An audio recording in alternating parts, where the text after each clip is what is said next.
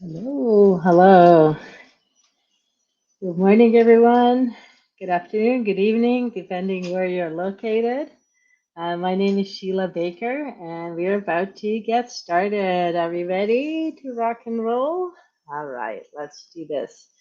So, I'll be presenting to you today.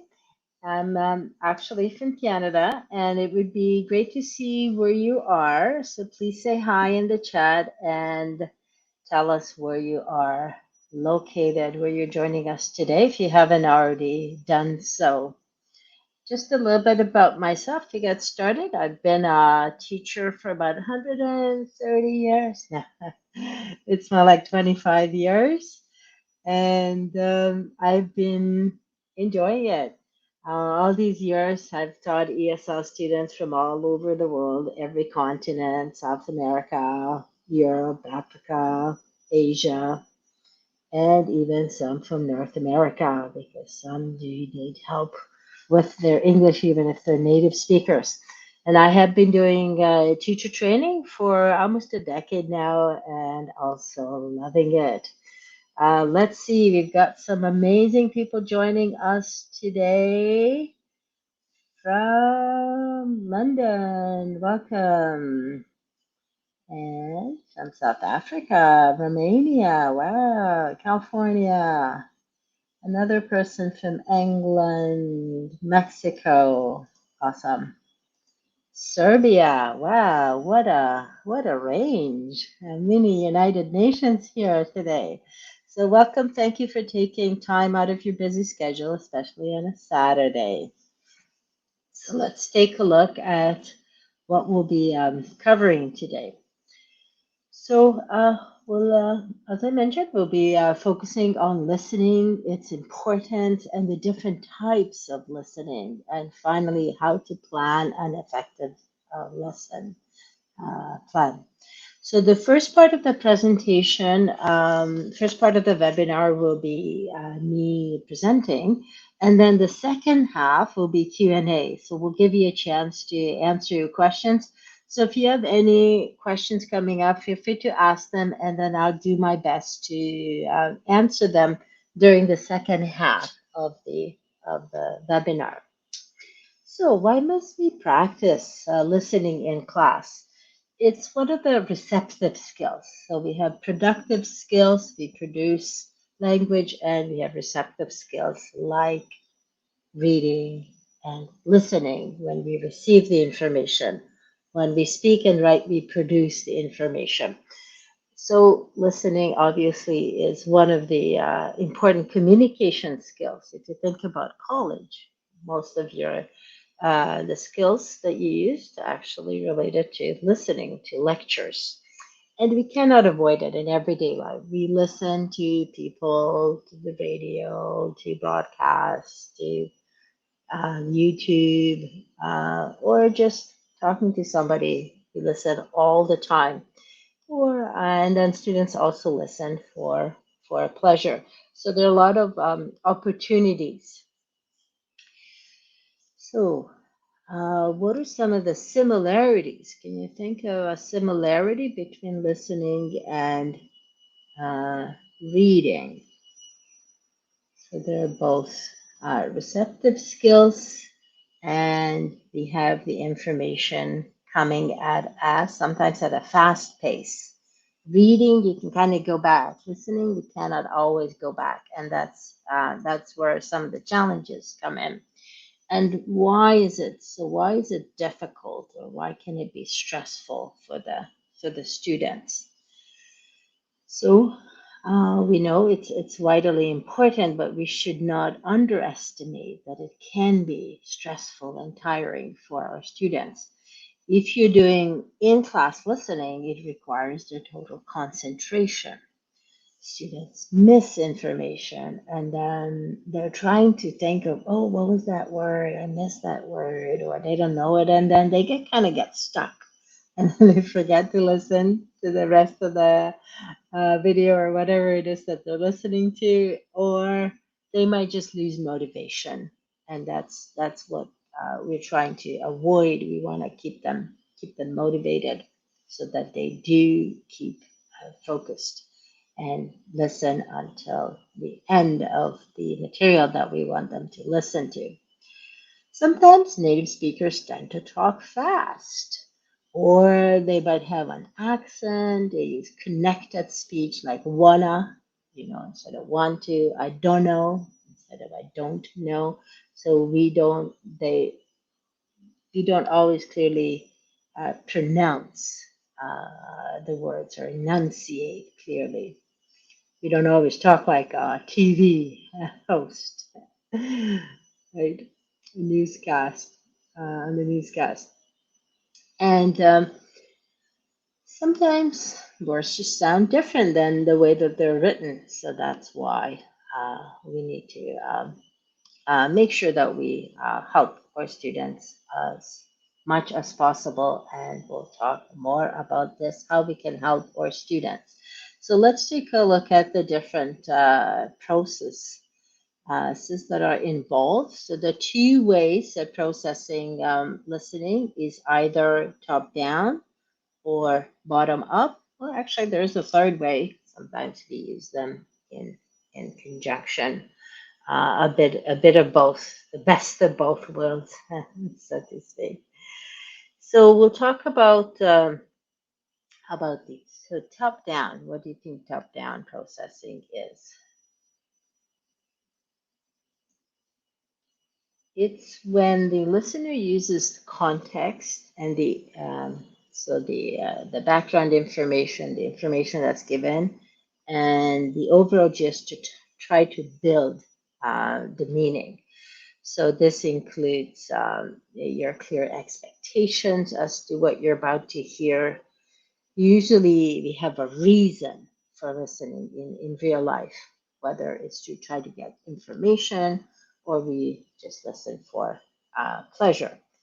Let's take a look at an example. If it's a true crime podcast that you're listening to, what would you expect to hear?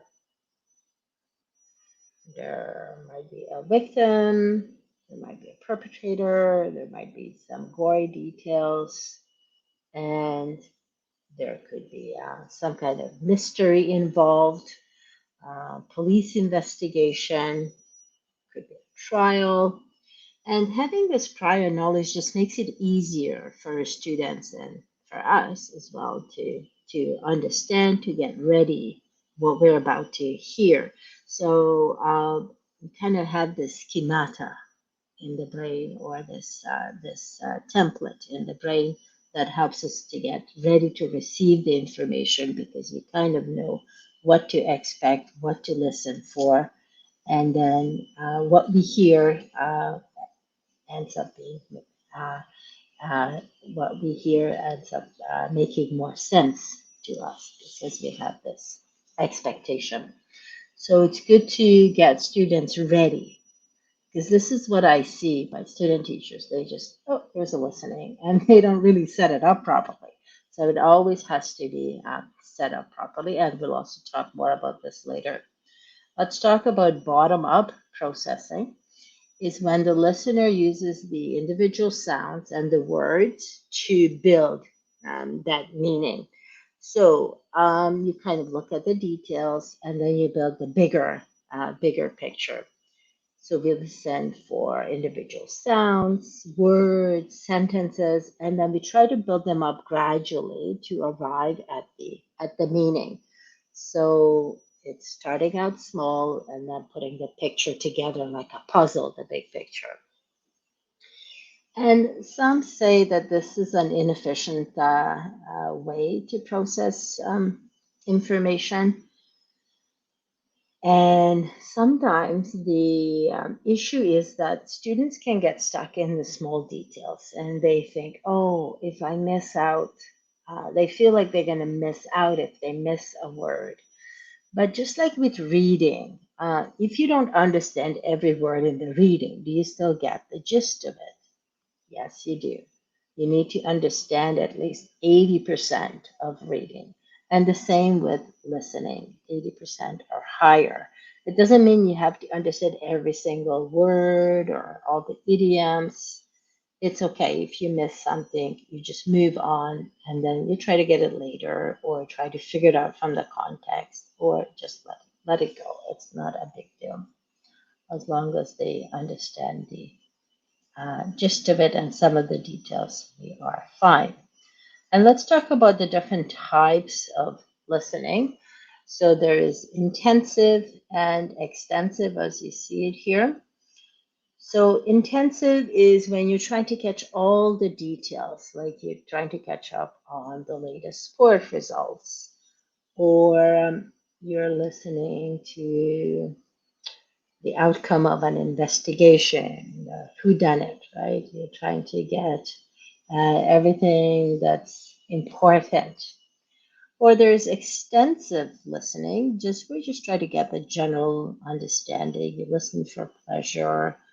You're listening to a podcast that you're interested in. You're watching a talk show. You're not trying to get every single detail. You just want to get the gist of it. Or listening to the news. Sometimes it's like that. It's just kind of in the background playing, and you just want to know what's happening in the world. You're not trying to remember every single detail. So, if I'm going away tomorrow and I want to know what the weather is going to be like, what would that be? Intensive or extensive listening? If you said intensive, you are correct because you're trying to catch the details. Is it going to be rain? What's the temperature going to be like? So that you need the specific information. How about if you are listening to a book on tape or online? Is intensive or extensive? It is extensive because you are just trying to get the story. You just do this for enjoyment, just like reading a book on a weekend, like such as this weekend. And the reason why we listen because we want to. It's not because we have to. So the motivation makes a difference. And here are some more types of listening: interactive versus non-interactive. So interactive, as you probably guessed, where you want the listener to respond, just like in a conversation. Non-interactive, no response is needed, just like listening to a radio. So tell me, what kind of listening are you doing right now? If you said interactive, you are correct because I can see your responses in the chat. So that is the beauty of meeting online. So you're able to respond. And which one do we cover in class? Well, we do need to cover both of them because students need to be able to respond to both of these listening and then the ones that we mentioned previously. So let's take a look at how we can encourage our students to focus on the details and improve their intensive listening skills. So we can do listening and gap fill activities. So students listen and then they fill in certain information such as time, dates, and individual words or phrases. Sometimes I play listening and I tell them there's going to be some numbers in it and I want you to pay attention and write down all the numbers. Other times, I want them to do all the connectors, like furthermore, in other words, however, and then we can also apply those skills later on in writing. So, really, when we're listening, the skills that we acquire can be used in conjunction with other skills. We could do true and false, multiple choice questions. Which one is easier? True and false, because you get a 50-50 chance. Multiple choice, if you got four choices, you got a 25% chance of getting it correct. Or we can focus on elements of connected speech, as I mentioned earlier, the wanna, for example, or the I've, I apostrophe VE is what? I've done it. I've done it. What's the V? It is I have done it, right? But we don't always say have, right? The helping verb, the auxiliary verb is not always clearly pronounced. Or how about I'd, I apostrophe D. If you say you'd better, what's the D? You'd better, if you look pale, you'd better go see the doctor. What's the D? Yeah, I know. Some people say I would, but it's not would. It's not would. No. What's the D? You'd better go see a doctor. No, it's not would. It's had. Yeah, MD got it. Yeah, you had better go see a doctor. Yes, that's it. Yeah, you got it. How did you know that, MD? Better go see a doctor. I'll put that in the chat. So yes, the you'd is equals you'd better, you had better. Yeah, because it's a very strong recommendation, right? It's called a semi-modal because it's like a modal verb and it functions as a semi-modal.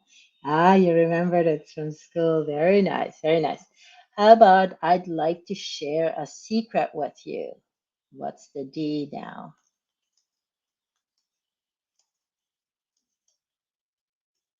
If you said would, then you are correct. Okay, I know you want to say would, so I'll let you say would. But it's good to for students to know these things because that's all they hear. It's that D sound, if that, right? Or sometimes you hear this, I gotta go. Gotta. What is gotta? I'm just going to write it down. Of course, we wouldn't necessarily write it down like this. I'm just going to write it down phonetically. I gotta go. So what's that gotta? This sometimes stumps people. A little bit more than got to. Yes, that's it. That's it. I have got to go. That's it. I've gotta. So again, that's all you hear is gotta go at the end of our phone conversation. What does that mean? So it's good to let students, good to make students aware of that. All right. And we do, we use these, we use reduced speech and connected speech all the time, whether we realize it or not. Famous Canadian Judy Thompson talks quite a bit about this, and she said, "Can I have a bit of egg? Can I have a bit of egg?" Right? Everything is connected, and if you break it down, every consonant starts with a every syllable. Pardon me. Every syllable starts with a consonant sound. K, can I have a bit of egg? So she talks quite a bit of that about that, and we want to make our students aware of that. All right. How about you're looking for a colleague and you say, "Have you seen him?" So what's the him? Well, it is him, but the H is not pronounced because we just dropped the H. How about if it's a female colleague? Would you say "er"? No, we don't say "er." Right? We say her. If it's a she, we always pronounce the H. Little things like that will prepare students to be more ready to listen and understand connected speech in the real world.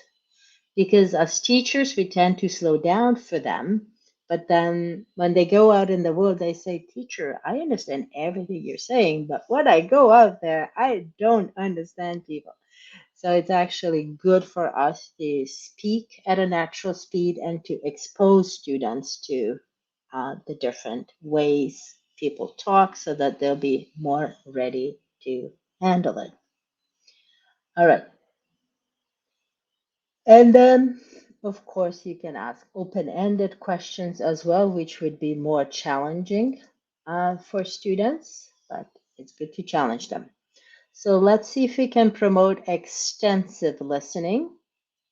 Obviously, encourage them to do listening, not just in the classroom, but outside the classroom. And then ask them to tell you about it. Have them do a listening log. On this day, I listened to this. I spent this much time on it. These are some of the words I learned, and then have them write down a phrase or two. One time, one of my students came to class, and it was a rainy day. And she said, as I was coming to school, a car stopped me, and the woman, the driver was a woman, she rolled down the window and she asked me, did I flash you? Flash you? That did not make sense. What do you think the driver, meant? And then I thought about it, and it was, did I splash you? Because she wanted to make sure that she didn't get wet as she was driving by it because it was a rainy day. So things like that, well, certainly the student had to figure that out. She'll certainly remember that word after that. Find out what they're interested in, and then you can make recommendations. A lot of students like watching Friends, and now we don't have new episodes of that. So Big Bang Theory, they really like that because they get to know the characters, and then that reduces the cognitive load, so they can actually pay more attention to the conversation and listen more um, meaningfully and purposefully.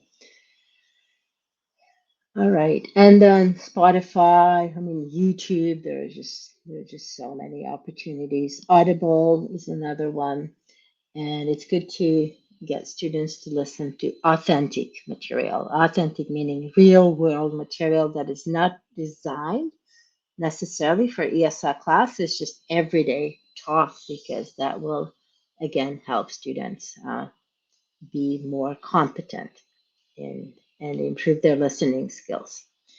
There are listening journals, again, that I already mentioned that you can, yes, did I splash you? You got it, Anne. All right. Standard procedure for planning a listening lesson. So just like a reading lesson, as we mentioned already, there are a lot of similarities. So let's take a look at what they are. So 5 steps. You want to start with the warmer that introduces the topic and gets the students talking, thinking about the topic or using language, talk about it, because that helps with the top down processing, right? When you start with the big picture and then you get down to the nitty gritty details. So it facilitates that prediction. It engages the students, right? So have them buy into it. And then you can use visuals, brainstorming. For example, if I show you an image of a cherry tree, I'm going to show you 3 images. A cherry tree, tell me what the topic is going to be. Mount Fuji, and a girl in a kimono with an umbrella.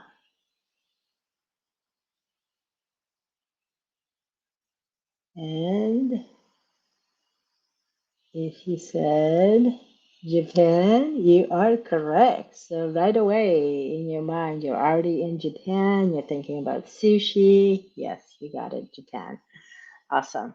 So whatever it is, just don't just start listening. That's the worst way to do it. Get them ready for it. Right. Stage 2, pre-teach vocab.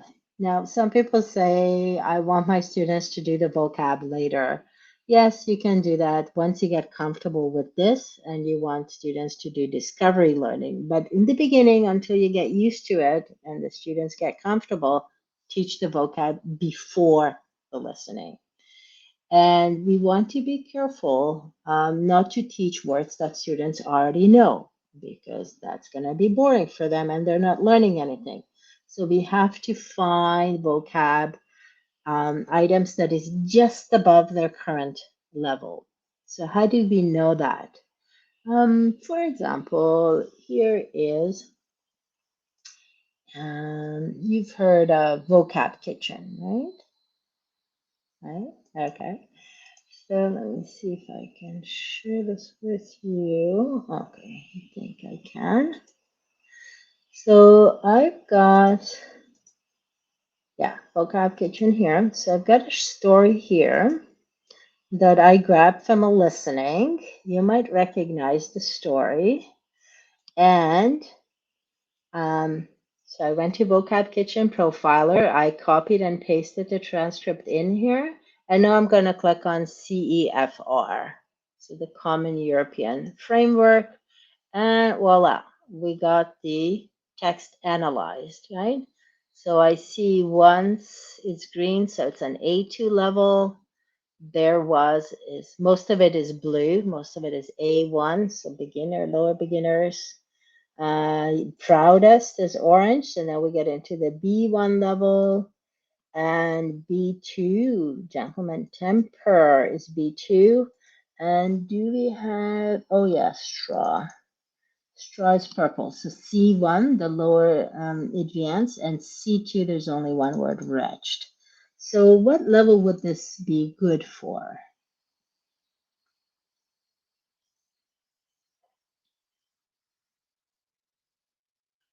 We've got quite a few orange words. So does that mean it's good for a B1 level? This is a trick question. It's actually good for an A2 level, because the A2 level students will be able to learn the B1 words, right? And these higher level words you can just ignore, but focus on the orange words, right? Why not a B1 level? Because the B1 students will already know these orange words, and it's not going to be new for them, right? So that's why it's good to put it in a vocab profiler, because it will tell you whether to which words to use, and I have to stop sharing there. Which words to use, and which ones are the ones to teach to the students before the listening. Pay attention to pronunciation, because students will hear the word, but obviously not see it, and look out for those elements of connected speech that we talked about, or the tricky contractions when the words, the letters are omitted, as in I should have, right? I should have done it. All right. So after we teach the vocab, well, the next step is actually listening. Now we're ready to listen and get students to listen for gist. So gist is the main idea. We're just trying to get the overall meaning. What is this about?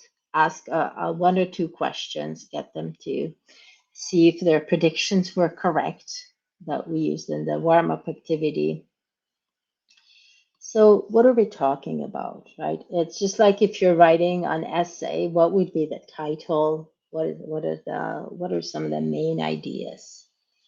All right, so that's stage 3. And then the next stage is the second listening. So now that we know what we're talking about, we got the main ideas, now we're ready to listen for detail. So you can get the students to answer 7 or 8 questions, like where's the speaker, what's happening on Friday night, for example, what's happening at the party. And it's good to share these questions before the listening so that they know what to pay attention to. All right. And after that, after you've done the second listening, here's the important part. You have to have follow-on tasks. So we're gonna either speak about this or write about it, or both. Is you can have get them to do fill in the blanks, like missing words from the story. You can get them to have a discussion about it, compare notes, and then do a role play or debate. The thing is that the activities need to be progressively harder. Start out with the easier ones, right? The controlled, make it harder, semi-controlled, and then have the most challenging or the freestyle activities at the end. And this will help students get more comfortable and it helps raise their self-esteem and motivation and lower the anxiety, which is what we want. And it allows them to decompress, right? And it's good if it's even better if it's relevant to their life, because that makes it more practical for them. And then here are some tips for teaching a listening lesson. So it's good to use visual when you're trying to get students to predict, to kind of set the scene in the warmer. And that way students don't just look at their paper and that they don't just listen. It makes it easier, makes it more memorable, and they can relate to the material. And after each listening stage, get the students to compare their answer instead of doing everything as a whole class discussion, because then only one person speaks and the others listen. Don't just do it like that. Have them go, if you're teaching online on Zoom, have them go into a breakout room to discuss it. Or if you're end up teaching in person, get them to be in smaller groups. And then if they miss something, they can negotiate the meaning. See, did you catch that? Or what was he saying? And that, so they can help each other out. So that again is really important. And always ask the questions before they listen, not during, not after, unless it's an exam situation. Get them to do it before, because that gets them ready to process the information. And then, as we mentioned, when you're choosing authentic material, grade the content. So make sure that it's appropriate for the level of the students, and then the topic itself is relevant to students and it is something that they are interested in. Otherwise, they can easily be demotivated or stressed, especially teenagers. You got to keep them on their toes. All right. And then that is enough from me. Now I'll hand it over to you. So please type your questions if you have any questions in the chat box, and then I'll do my best to get through as many as we can. And please keep the questions specific to listening. And this session is also being recorded and it will be available for a later. You'll be able to watch it later.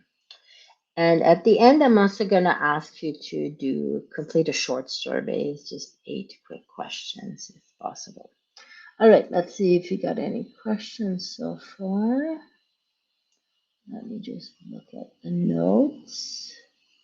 Oh yeah, you guys did a good job answering my questions. Awesome. All right. Let's see. How do we put listening into vocab kitchen? Okay, that is a good question.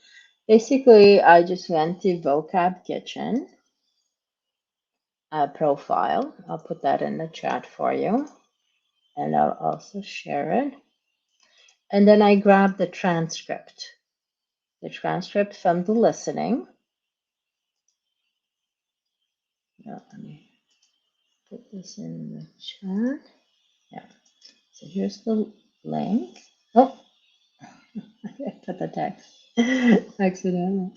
But here's the text. You got the text, and let me put the link as well. Yeah. So that's what you need. You need the transcript. You need the website. You don't have to use Vocab Kitchen. You can use any profiler.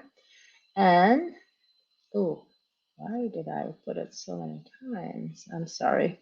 I only meant to copy it once. And then, here, let me share this with you. Okay, so now that we got our text, right? So we got our text here. I'll just go and put it in here, right? And then at the bottom, you see CEFR. I click on that, and then it analyzes it, right? And then we get the words here.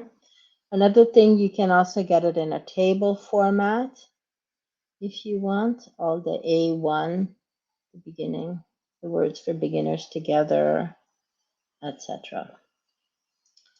A2, and then our focus is going to be for these B1 words. So this is the one that you want to grab, right? So you grab these, and these are going to be part of your lesson because these are going to be the ones that we'll focus on. Great question. Thank you for that.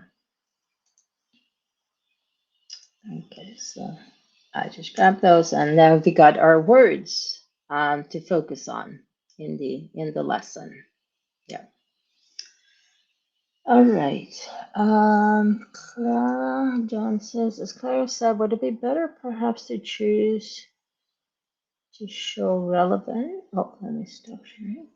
Clara says, would it be better perhaps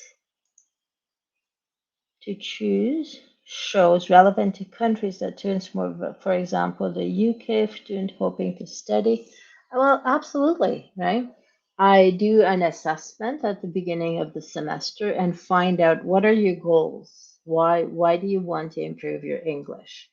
And yeah, if they're planning to go to the UK, then yeah, absolutely. Then you can focus more on shows that use British English so that they'll be more prepared to deal with that.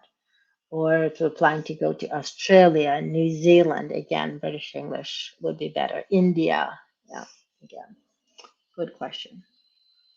All right, let's see what else.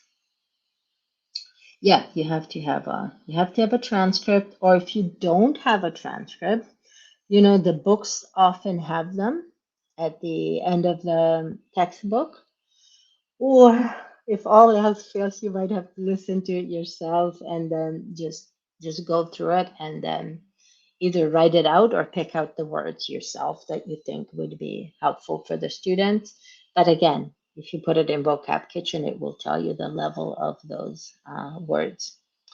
All right, let's see. How Nikki asks, how useful are subtitles if watching a film in a listening lesson? They are useful.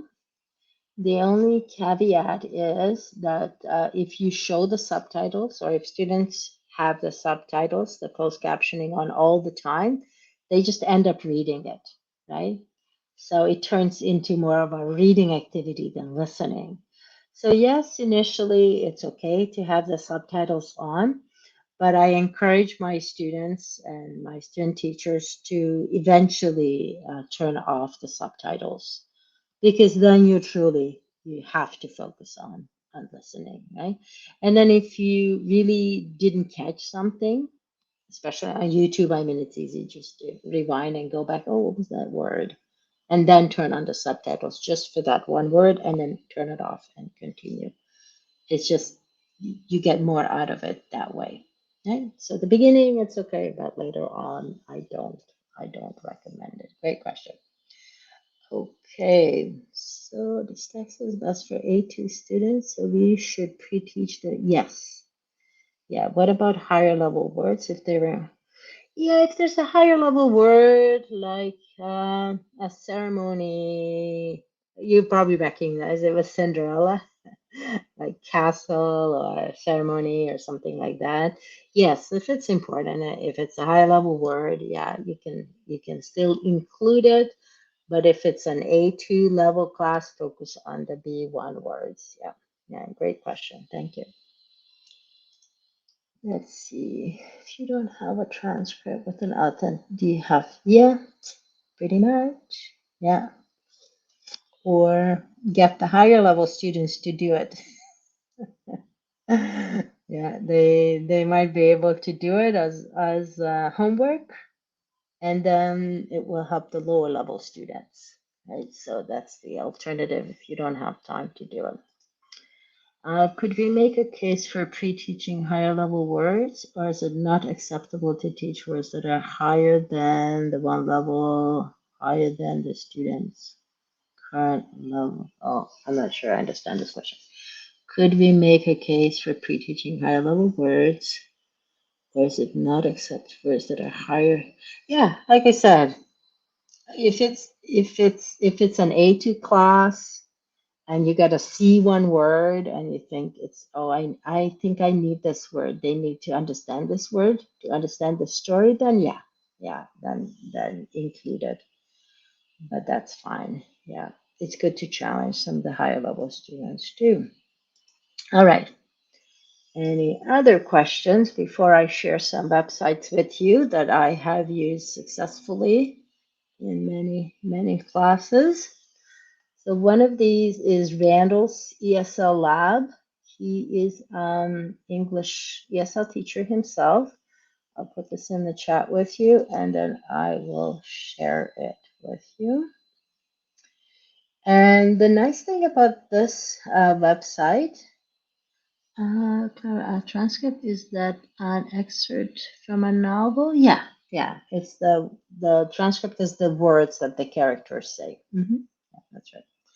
So here is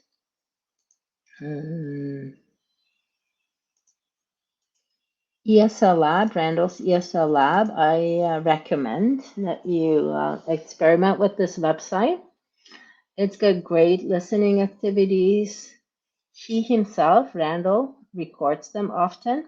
And notice you got the levels: easy, intermediate, difficult. So let's take a look at an intermediate, for example. You've got all these choices, and notice most of them will relate to student life. And let's just try the first one, student credit card. Sometimes it's the first time they have a credit card. They might be fresh out of high school. And notice it tells us the level, topic, we got speakers, and the length. Now, with the length, just a note, you don't want it too long. So 1 to 2 minutes is long enough, right? Because if you have a TED talk that's 15 minutes, that's a lot of information to process. So actually, the shorter, the better.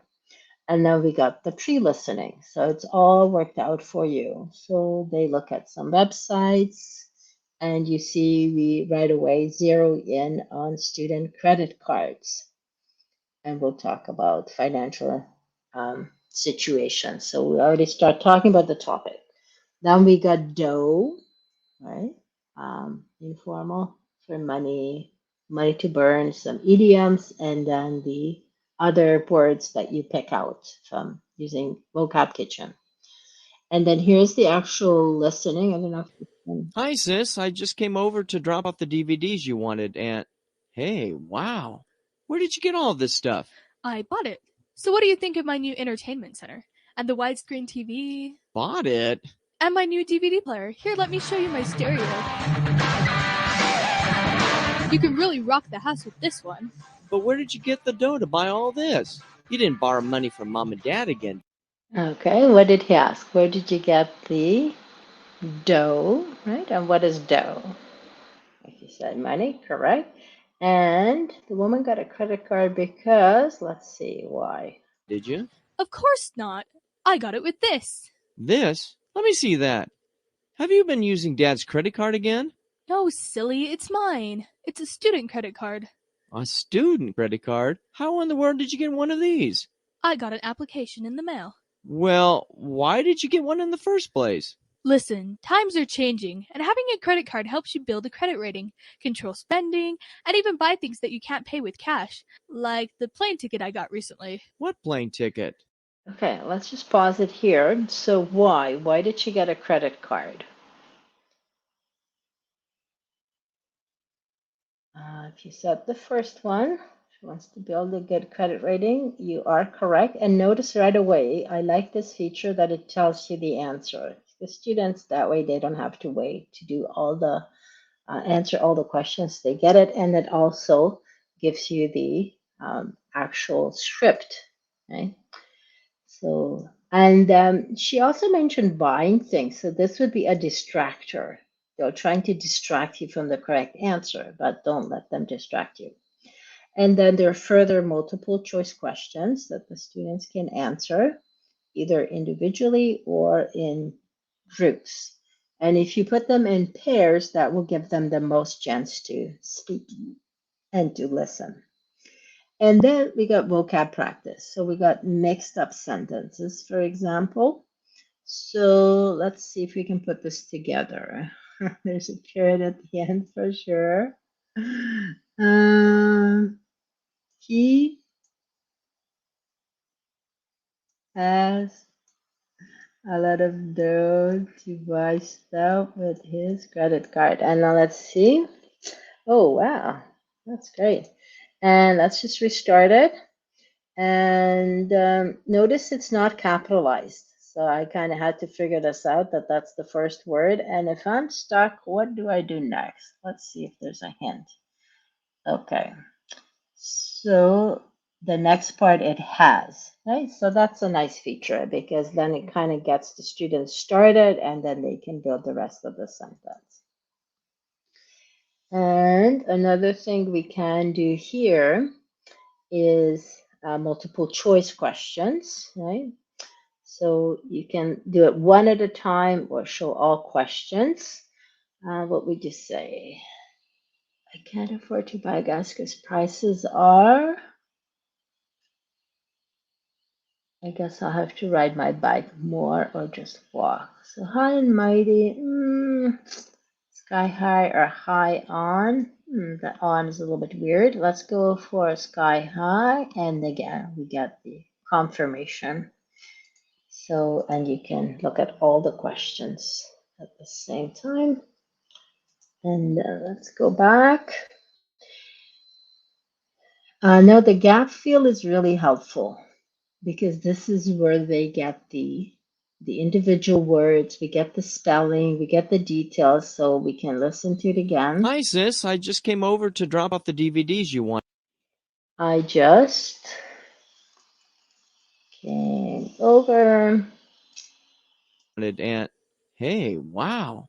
Where did you get all this stuff? Okay, let's see, I didn't get it. Let's see if we can get a hint. Okay, so notice, get a G. Okay, get. I think it was get all this stuff, right? So again, this is really helpful. And notice it's not the entire conversation, it's just part of it. And it gives us the results. And the hint, yeah, is a helpful feature. So again, this is really useful because they get to listen to that part again or try to do it without listening, try to predict it, even better. And then sentence and vocab matching is another one. This was a little bit finicky, but let's see if we can try one. Buying a giant TV and stereo system is, you can afford to buy them with your credit card. What would you say?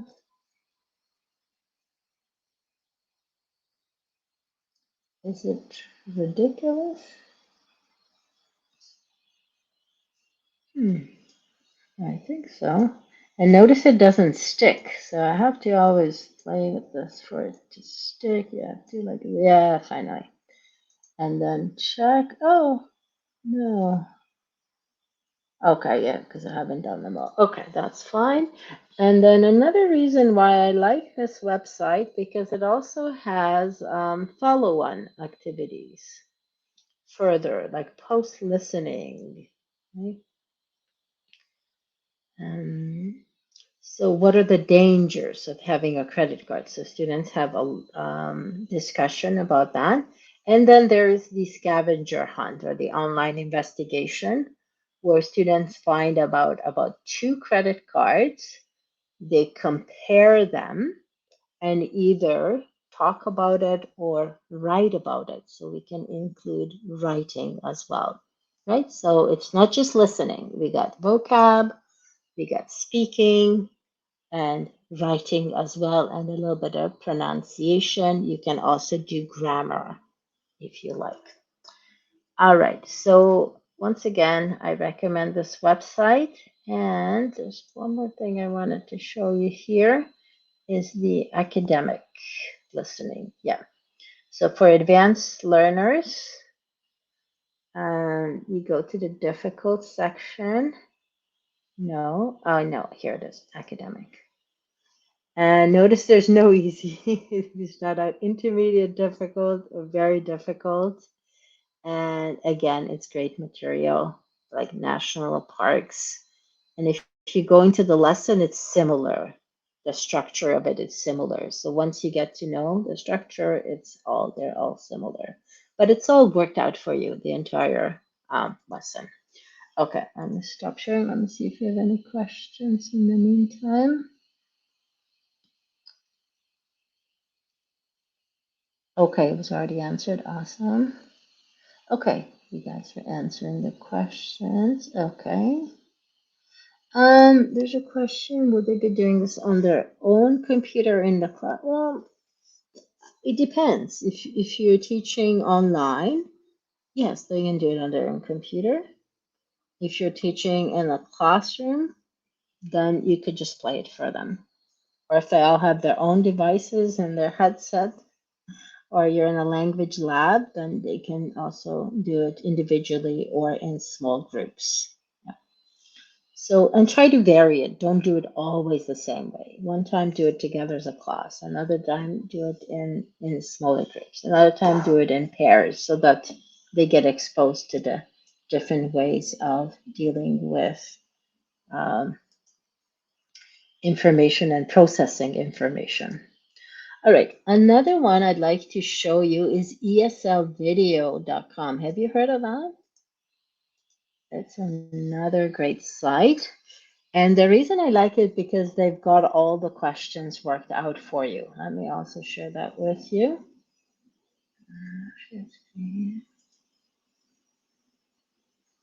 ESL video, there we go. And again, we got beginning, low intermediate, intermediate. Notice the two levels of intermediate and high intermediate. And ChatGPT is the latest buzz phrase. We've got one about that. So students can choose a topic or you can choose for them. There's Jumanji, that they might have seen the movie already. Friends episodes, songs are awesome. And then you can also go by level. And there's the advanced. The life of plastic bottle, that lesson we've actually listened to is really great if you want to get students ready for academic listening. What happened to my plastic bottle lesson? I think it's loading. All right. It takes a while to load. Yeah, I've seen most of these. This is really cool. The present, I recommend that you check this out. And again, once you get started with it, it's got all the questions worked out. Oh, I've seen this one too. Mark Zuckerberg, his morning routine compares it to Obama's. And there it is. So there's the interview. You watch it. And then the questions are right here. So you answer them. And then after you answer them, let's say he goes to the bathroom. And now let's see how you did. And it will tell you the score. Oh, I got a 0. Not good. But here it is, the answers are here, and then the transcript is here. So you can double check. Students can double check, or you can double check. And sometimes they have additional questions here. This one doesn't have any, but yeah, just experiment with that. Another good one is lyrics training. Have you heard of that? Lyrics training is awesome.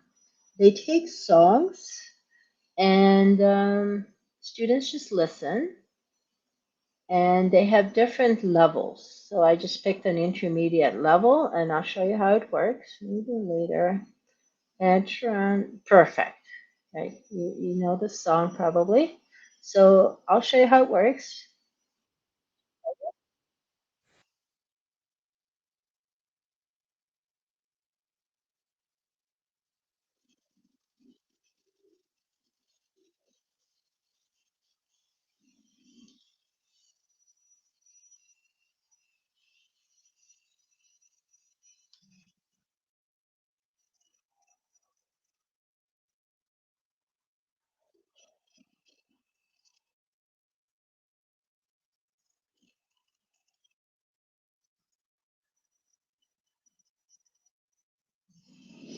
Okay, and now I made a mistake. I don't know how to spell follow. So, what is it? W, no, E, no, E. So try to experiment on my keyboard until I get it right, because it will only accept it if you get it right.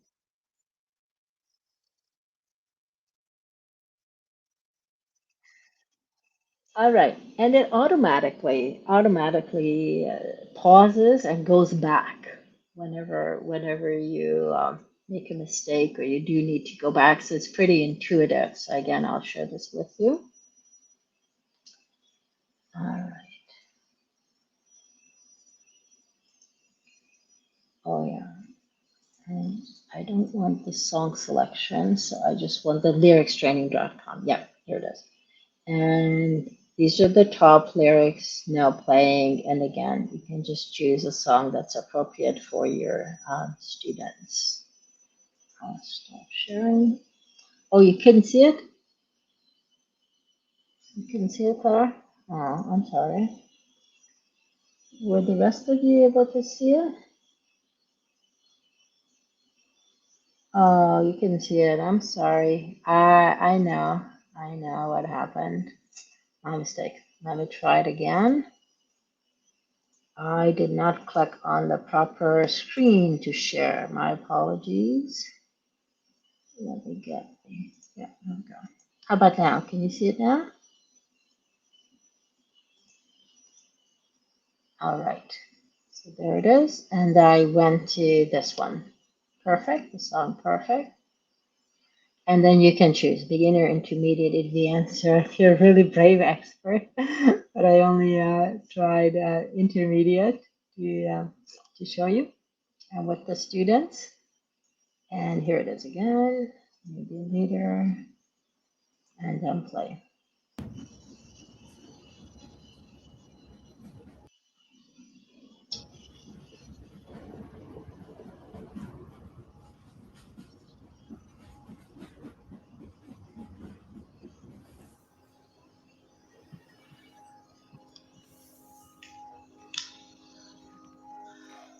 I found a love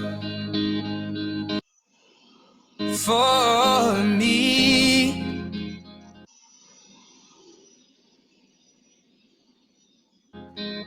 Darling, just dive right in. Right, and then students just follow along, right? All right, and one more thing is, okay, I shared it with you, right? You're able to see it, awesome. Okay, good. And there's the website. All right. One last thing I'd like to share with you is Breaking News English. Is another great website. And the reason why I like it because it uses current topics, current news, and they modify it. So they'll take a topic and they process that information and they make it available at level 4, 5, 6. So you can kind of get the idea.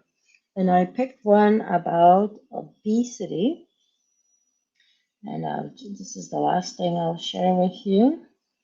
And yeah,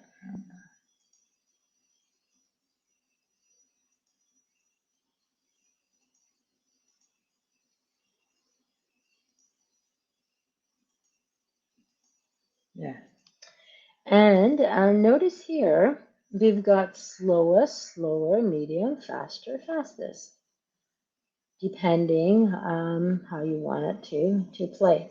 And another reason why I like it because it's got both American and British. Like here, you'll see British Half of world population will be overweight. and American, Half of world population will be overweight. and both genders, males, females, and then Half of world population will be yeah. And it's got all the activities worked out for you. Again, the entire lesson plan is worked out for you. Yeah, there you go. So there's reading, the listening I showed you, the warm up, the warmer, the vocab matching, true and false, synonym matching, phrase match, gap fill, multiple choice questions. There's the gaps, comprehension questions, multiple choice questions, role play. Remember the freestyle activities, after reading activities, student survey, discussion. Again, another closed activity, but the students have to choose from these words to fill in the blanks. Spelling, like what is the word? You have to rearrange the letters, put the text back together, put them in order, put them in the right order, circle the correct word, insert the vowels, punctuation, put the slash where it belongs, and finally free writing. And of course, you don't have to do all of these, but lots of things to choose from, even for homework. Notice you got 6 different ideas. So essentially, you've got everything worked out for you. So I'll also put this in the chat for you. So I hope you got inspired and got some good ideas out of today's webinar. And oh, there's one more question from Clara. How many listening classes are using to have a good understanding of the English language? Well, I used to teach at a university. We have EAP. I had EAP classes, English for Academic Purposes, and we did listening at least once a week, and then we worked with that topic for the rest of the week. Right, so we did listening first, second listening, we did vocab, we did discussion about it, we did writing about it, all kinds of things. So for each week, we had a different theme, a different topic. So minimum one, but of course we can do more than that. So thank you everybody for being here. And once again, I will ask you to complete this brief survey. That's just 8 short questions. If you could take a minute or two to complete that, I'll put it in the chat. That would be much appreciated. And once again, thank you for being here with us, and hope you get inspired to teach listening. And we look forward to seeing you next time. Enjoy the rest of your weekend. Bye.